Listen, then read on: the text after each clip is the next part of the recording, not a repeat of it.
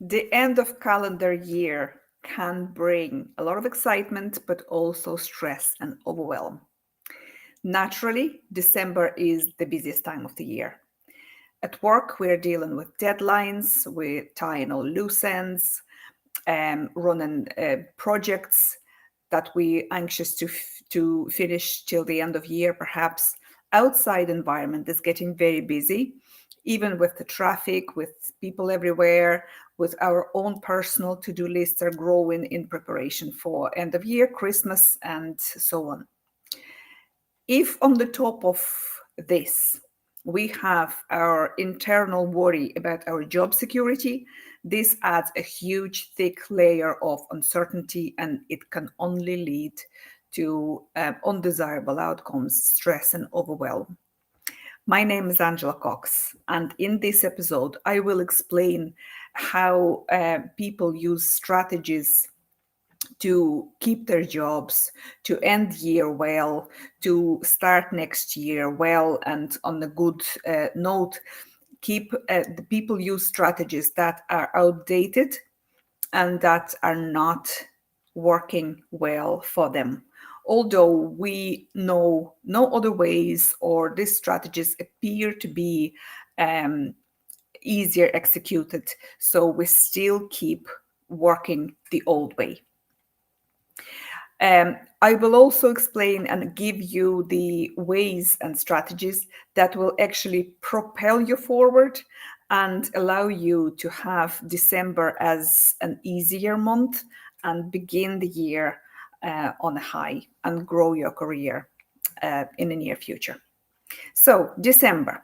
In December, it's the time of the year basically when financial concerns, personal concerns, everything comes together, and sometimes they act as a stressors. We also have personal concerns as well. So if you have a job security issue, if you have a job security concern rather, where your contract may be ending, where not necessarily, maybe not by the end of calendar year, but you're planning to start a new position. Um, when we add everything together, it sometimes it works together as a pressure cooker for us. And it's inevitable that our mindset and our behavior will have to readjust, even though if when we try to mask it, when we try to push it aside, and even though we may feel that we look and act as always professional, confident, whatnot, our actions and behaviors will adjust, ensuring performance, ensuring our professional appearances, and in the same time, our coping mechanisms are working hard to keep us in that high position. They run hard on the background.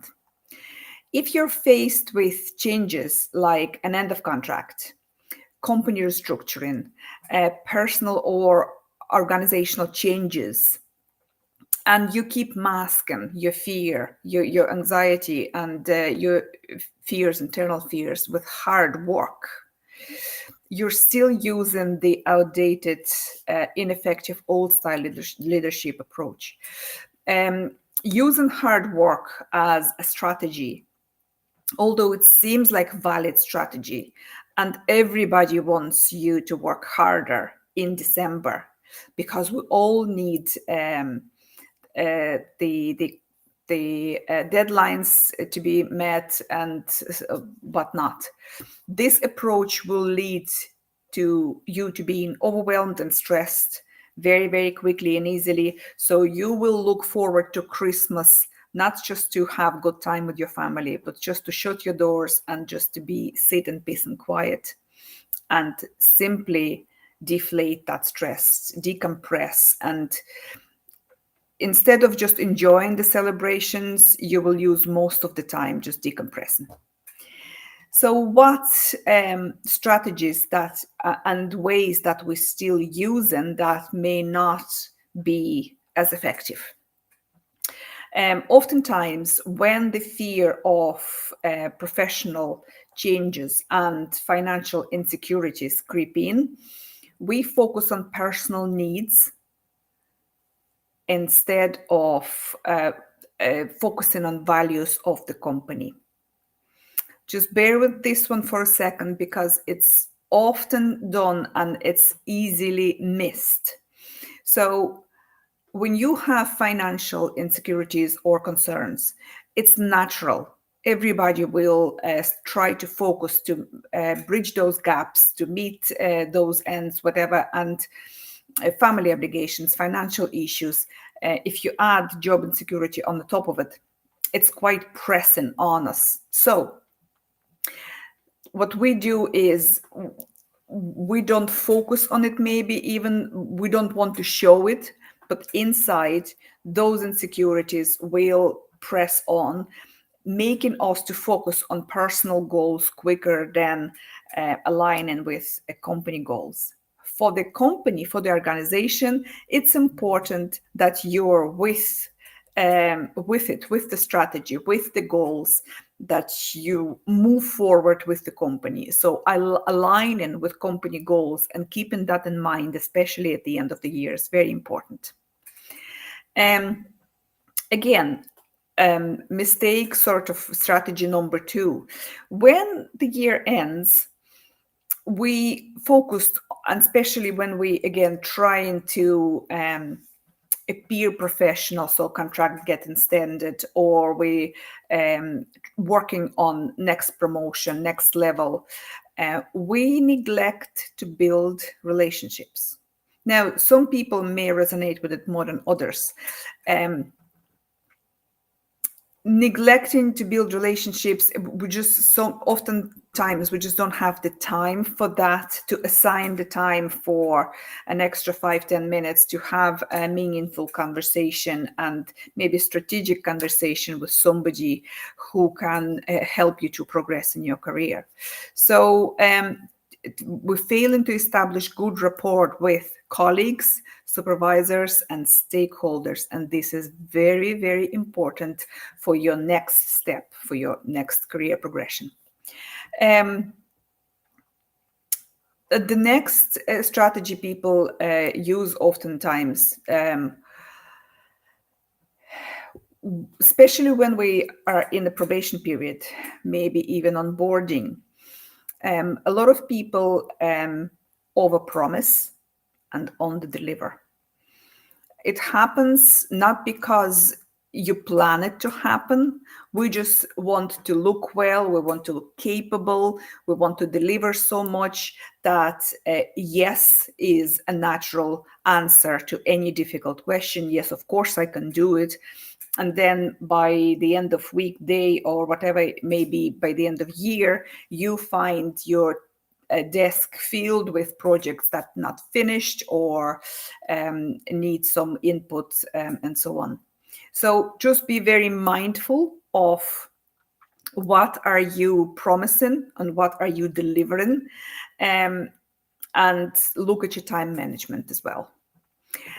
Avoiding direct conversations. People who are facing end of contract or planning move on and move up, oftentimes we are afraid to start that conversation with the stakeholders, or with your supervisor, with your manager, with next in line, with your HR.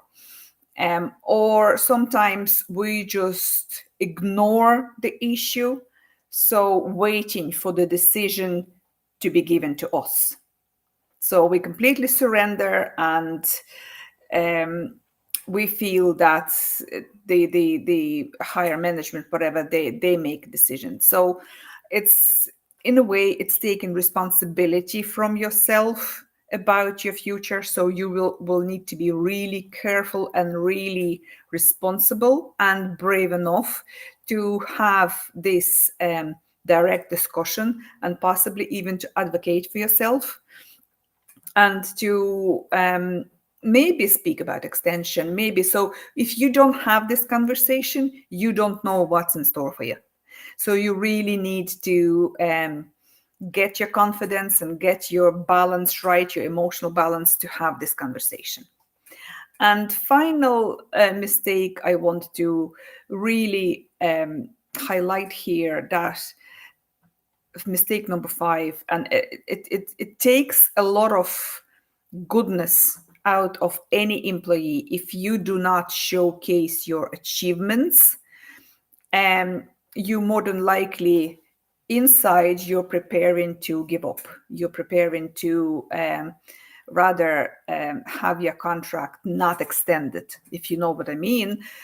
So when we do not showcase our achievements and failing to communicate our accomplishments, and impact of our accomplishments for the company, we really set ourselves up for underwhelming result.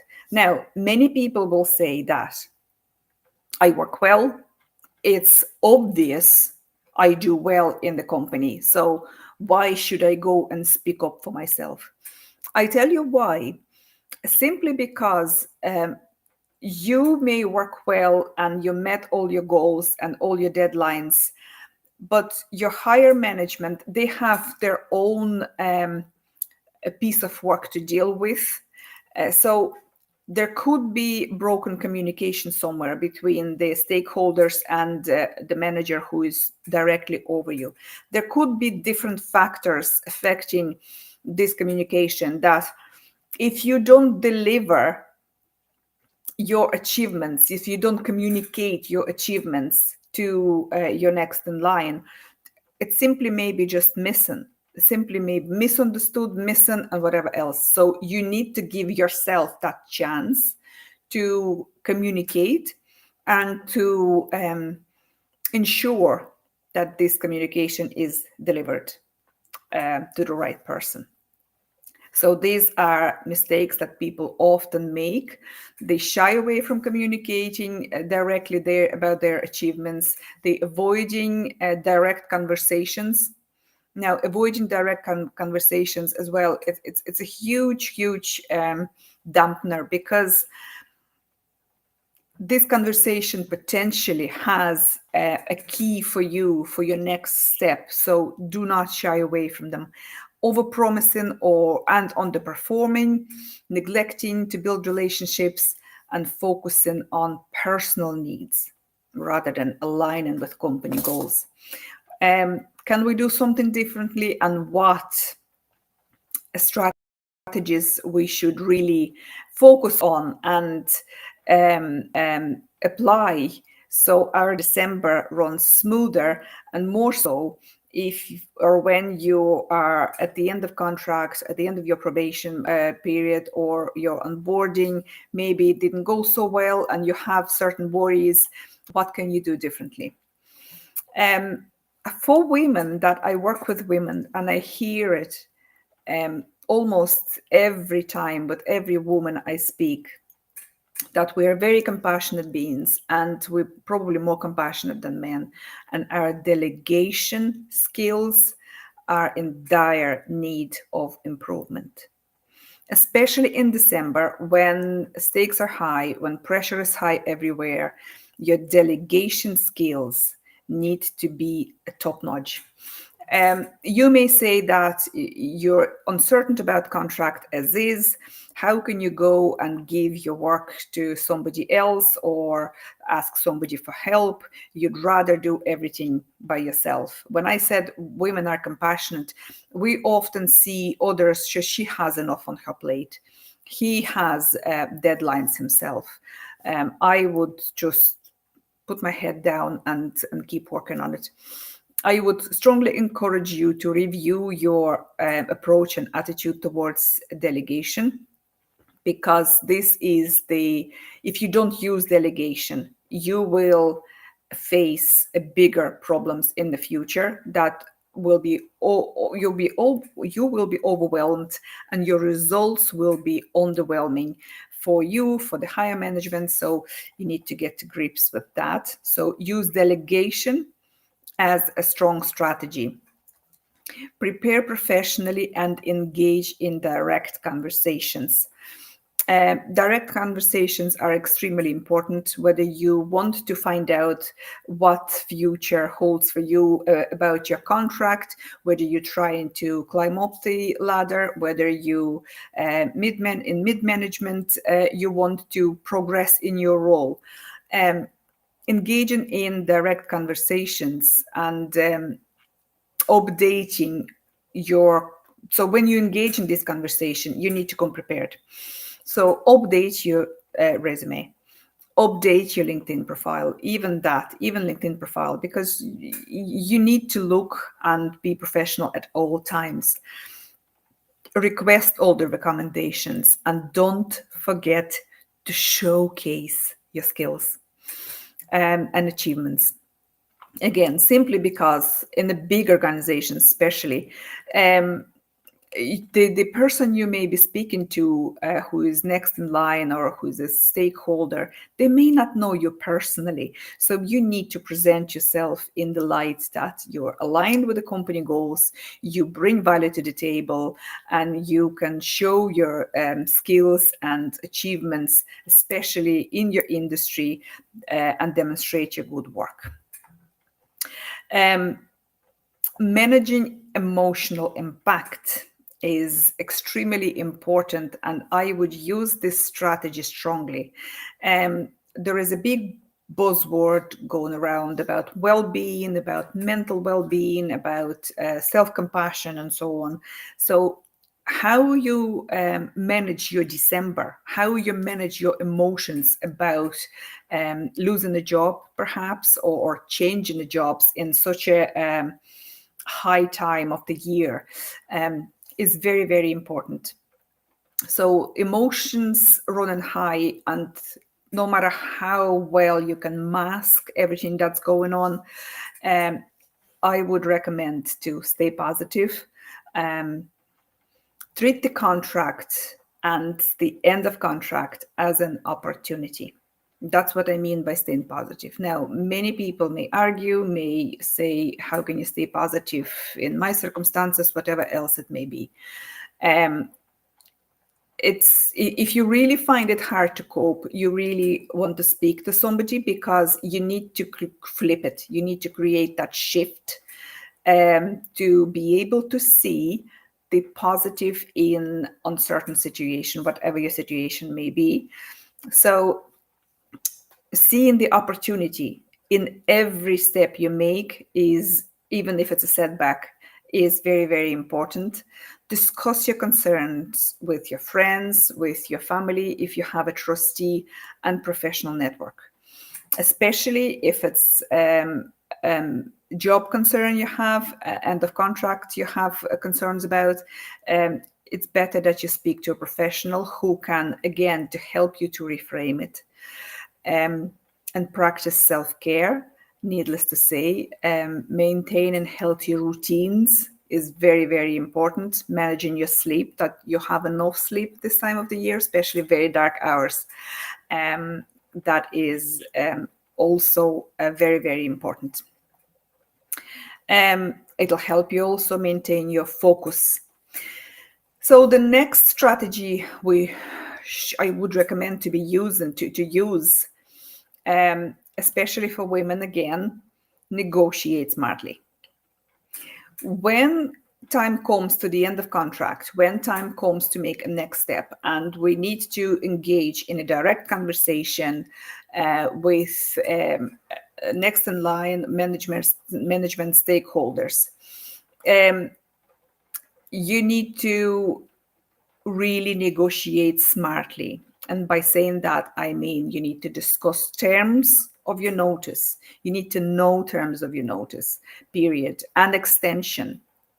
You want to discuss whatever time you have left, whatever maybe the unpaid leave or something, or some leave you have, holiday pay maybe left unpaid. So all aspects of your role and all aspects of what you don't understand, what keeps you worried. This is your chance to ask questions and to keep negotiation line open and clear. So offer to assist your employer on a freelance basis, maybe where possible, and just make sure you keep that negotiation open and clear.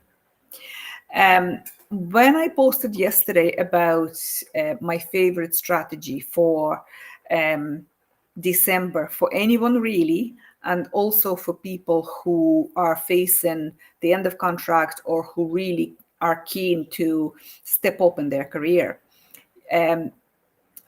network strategically and attend industry-based events. And I suggest that turn December into a networking month if you can, because whenever you can, it doesn't necessarily means that you need to go to loads of events, which please do if you can. And attending industry-based events, outside of industry events, is very, very helpful when you try to overcome, number one, that anxiety and fear of losing the position, because you're opening yourself up for more opportunities.